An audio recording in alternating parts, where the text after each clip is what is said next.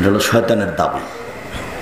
ও মানুষের রগে রগে চলতে পারে, ওর খুব ক্ষমতা। আপনি মোবাইলে ল্যাংটা মেয়ে দেখবো না বলে তোবা করেছেন, যে মোবাইলটা বন্ধ করে দিয়েছেন, দেখবেন যে রাত 2টার পরে আবার মোবাইলে হাত চলে গেছে। ওর খুব পাওয়ার। আবার বলার ঢংটা দেখেন, তোমার সম্মানের কসম হে আমার প্রতিপালক। দেখেন এটা বলার ঢং তার, ইয়া রাব্বি, হে আমার প্রতিপালক, তোমার সম্মানের কসম, আদম সন্তানকে আমি যে কোনো মূল্যে ভুল পথে নিয়ে যাবই যাবই যাবই। আমি তাকে ভুল পথে নিয়ে যাব, এই ব্যাপারে আমার দৃঢ় প্রতিজ্ঞা, যতক্ষণ পর্যন্ত তার দেহে শ্বাস আছে। তখন আল্লাহ বলছে, আল্লাহ এ কথা বললেন না যে তুই কেমনে নিয়ে যাবি তা দেখবো, এ কথা বললেন না। এখন আল্লাহ বলছেন, ওয়াইজ্জাতি ও জালালি ও ইরতিফায়ে মাকানি, আমার সম্মানের কসম, আমার ইজ্জতের কসম, আমার মর্যাদার কসম। বেশি করে বলছে, আমার সম্মানের কসম, আমার মর্যাদার কসম, আমার ইজ্জতের কসম, আমার উচ্চতার কসম। শয়তান যতক্ষণ পর্যন্ত আদমের ছেলে মেয়ে আমার কাছে ক্ষমা চাইবে, যতবার ক্ষমা চাইবে আমি তাকে ততবার ক্ষমা করে দিব। ও দেখাচ্ছে পাপ আর আল্লাহ দেখাচ্ছেন ক্ষমা। তুমি যেভাবে ডাকো আমি সেভাবে থাকি, তুমি যেভাবে আশা পোষণ করো আমি সেভাবে পূর্ণ করে থাকি। আল্লাহ এ কথা বললেন না শয়তানের সামনে, আর যা আমি আদমের ছেলে মেয়েকে রক্ষা করব, আমি দেখব, কিন্তু এ কথা বললেন না। বললেন ও যতবার আমাকে বলবে ততবার আমি ক্ষমা করে দেব। তাহলে বলার বিষয়টা বাকি থেকে গেল, বলা ছাড়া কাজ হচ্ছে না, বলার বিষয়টা জরুরি। একবারে আল্লাহকে যথাযথভাবে মূল্যায়ন করে কান্নাকাটি করে বলতে হবে আপনার কথাটা, নইলে গ্রহণ হবে না। ফাঁকি দেওয়া দোয়া করার চেষ্টা করবেন না, আসসালামু আলাইকুম রহমতুল্লাহ, আসসালামু আলাইকুম রহমতুল্লাহ, আলহামদুলিল্লাহ, লা ইলাহা ইল্লাল্লাহ, এরকম ফাঁকি দেওয়া দোয়া করবেন না। খালি সিজদা গেল আর চলে আসলো, গেল আর চলে আসলো, এরকম ইবাদতের প্রয়োজন নাই। কয়েক মিনিটে নাকি 8-10 রাকাত মাগরিবের পরে খালি উঠে আর বসে, উঠে আর বসে। কি ব্যাপার এরকম করছেন কেন? এগুলো আমি সুন্নাত পড়ছি। ডাক্তার সাহেব কেন? মানে কিছু ছাত্র জীবনে অনেক নামাজ ছুটে গেছে, তো সেই জন্য এগুলো পূর্ণ করছি। তো কয় রাকাত ছুটেছে, কয় রাকাত পড়বেন? ধর্ম পাগল হয়ে গেছে নাকি? আপনার কয় রাকাত ছুটেছে, কয় রাকাত পড়বেন? সন্দেহের নামে ধর্ম নাকি? সম্মানিত দিনী ভাই বোন, বলছিলাম আল্লাহ তাআলা ছোট থেকে ছোট জিনিস পেশ করতে লজ্জা করেন না। বলছেন শুনে রাখো, ইহুদি খ্রিস্টানদের, বেঈমানদের ষড়যন্ত্র মাকড়সার ঘরের মতো। মাকড়সার ঘরের চেয়ে দুর্বল তাদের পরিকল্পনা। আজাবুল বয়ুত, সবচেয়ে দুর্বল ঘর মাকড়সার ঘর। মাকড়সা বুঝেন? ওটা কিন্তু আল্লাহ বলছেন যে এটা মাকড়সার ঘর। এই ঘরের উপরে কিন্তু ছোটাছুটি করে, দেখেননি? ওই ঘরের উপরই থাকে।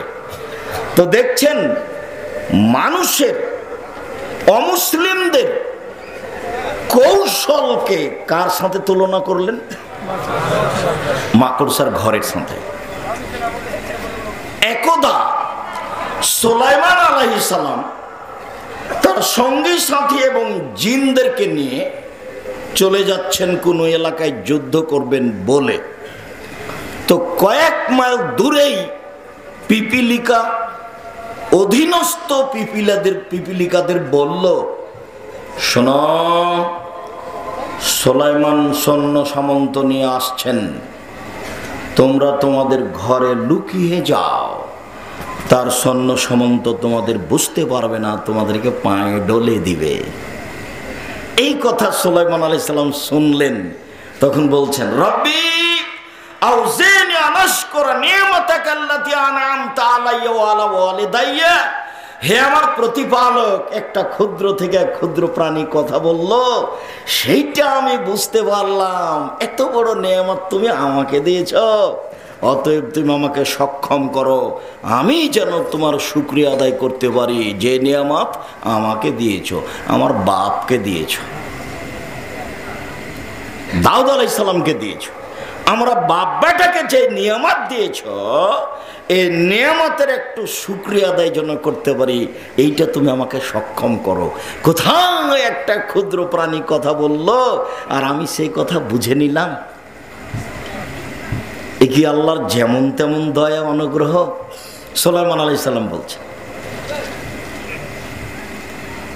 অদখিলনি বিরাহমাতিকা ফি ইবাদিকাস সালিহিন, আর তুমি তোমার দয়া দিয়ে আমাকে ভালো মানুষের অন্তর্ভুক্ত করো। সবাই ভালো মানুষের অন্তর্ভুক্ত হতে চেয়েছেন। ইব্রাহিম আলাইহিস সালামেরও একই কথা, মুহাম্মদ সাল্লাল্লাহু আলাইহি সাল্লামেরও একই কথা, সুলাইমান আলাইহিস সালামেরও একই কথা। সবাই খালি বলেন যে আল্লাহ সলেহ মানুষের সাথে করে দেন, সিদ্দিক সোহদা নবীদের সাথে করে দেন। আয়েশা রাদিয়াল্লাহু তাআলা আনহা বলেন, আমাকে খুব ভালো লাগে কয়েকটা কারণে। কি? এক, যেদিন আল্লাহর নবী দুনিয়া থেকে বিদায় নেন, সেদিন ছিল আমার রাত, আমার পালি, আমার দিন, ভালো লাগে এই জন্য। দুই, যখন আল্লাহ রাসূল দুনিয়া থেকে বিদায় নেন, তখন তিনি ছিলেন বাইনা হাকে নাতি ও দাকে নাতি, আমার থুতনি এবং আমার উরু রানের উপরে, এই মাঝে তিনি আমার কোলে ছিলেন, এই জন্য আমাকে ভালো লাগে। তিন, আমার ভাই আব্দুর রহমান বাড়িতে ঢুকলেন, আমার ভাইয়ের হাতে মেশক ছিল, তো দেখি আল্লাহ নবী তার মেশকের দিকে তাকাচ্ছে। আমি বললাম, মেশক নিবেন?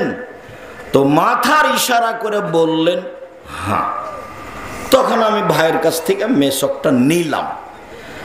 আমি বললাম, এটা কি আমি নরম করে দিব চাবিয়ে? তিনি মাথার ইশারা করে বললেন হ্যাঁ। তখন আমি দাঁতে চাবিয়ে নরম করে দিলাম। আমাকে ভালো লাগে এই জন্য যে আমার থুথু রাসূলের থুথুর সাথে সেই দিন মিলেছিল, এটা আমাকে খুব ভালো লাগে।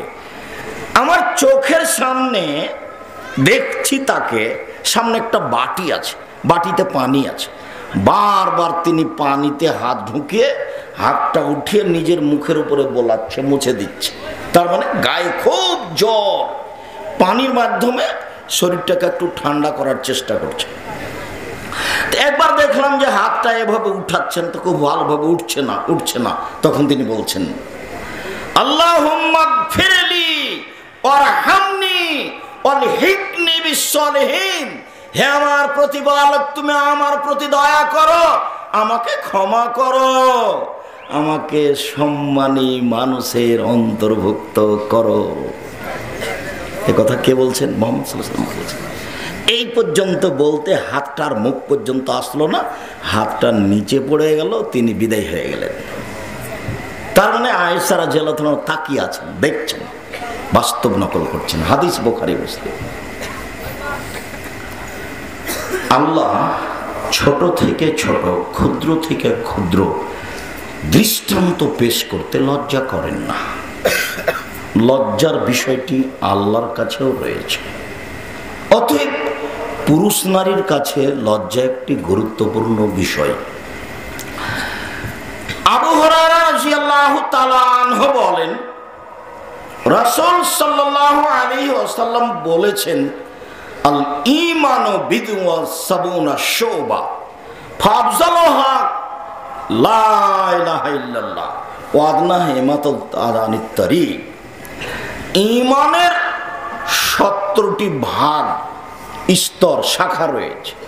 সবচেয়ে বড়, সবচেয়ে ছোট। সবচেয়ে বড় শাখা স্তর হলো লা ইলাহা ইল্লাল্লাহ বলা। এটা হলো ঈমানের সবচেয়ে বড় অংশ। আর সবচেয়ে ছোট অংশ হলো ইমাতাতুল আযা আনিত তারিক, রাস্তা থেকে কষ্টদায়ক জিনিস সরিয়ে দেওয়া। রাস্তাতে একটা কুকুর মুড়ে পড়ে আছে, আপনাকে সরাতে হবে। আপনার বাড়ির সামনেটা একটু গর্ত হয়ে গেছে, মানুষের যাতায়াতে অসুবিধা হচ্ছে, ওইটা আপনাকে ঠিক করে দিতে হবে, বিনিময় জান্নাত।